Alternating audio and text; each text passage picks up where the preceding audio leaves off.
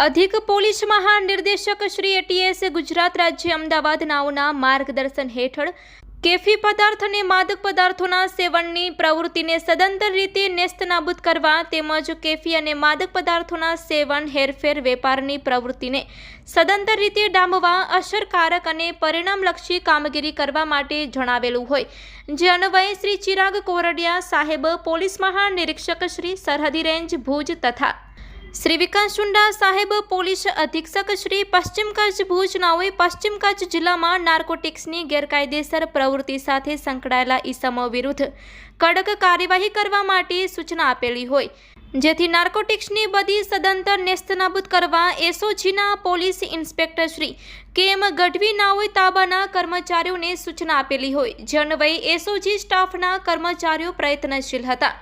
તે સમય દરમિયાન ગઈકાલ તારીખ 1 જુલાઈના રોજ એસઓજીના સ્ટાફ સાથે શેખપીર 3 રસ્તા ખાતે વાહન ચેકિંગની કામગીરીમાં હતા। તે સમય દરમિયાન ભચાઉ તરફથી ભુજ તરફ આવતી સફેદ કલરની યુડાઈવરના કાર, જેના રજિસ્ટ્રેશન નંબર GJ03CA 2319 વાળીની કારને ઊભી રખાવી કારની ઝડપી કરતા આરોપીના કબજાની કારમાંથી માદક પદાર્થ ગાંજો 3.825 કિલોગ્રામ, જેની કિંમત ₹38,250ના નાર્કોટિક્સના મુદ્દામાલ સાથે પકડી પાડી આરોપીઓ વિરુદ્ધ પદ્ધર પોલીસ સ્ટેશનમાં NDPS એક્ટ હેઠળ કાયદેસરની કાર્યવાહી કરવામાં આવેલ છે।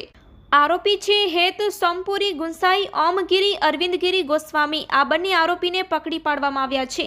તેમની પાસેથી માદક પદાર્થ ગાંજો, જેનું વજન 3.825 કિલોગ્રામ, જેની કિંમત ₹38,250, મોબાઈલ નંગ 2, જેની કિંમત ₹25,000, યુડાઈવરના કાર 1, જેની કિંમત ₹2 લાખ તથા રોકડા ₹13,400, આમ કુલ કિંમત ₹2,76,650નો મુદ્દામાલ કબજે કરવામાં આવ્યો છે।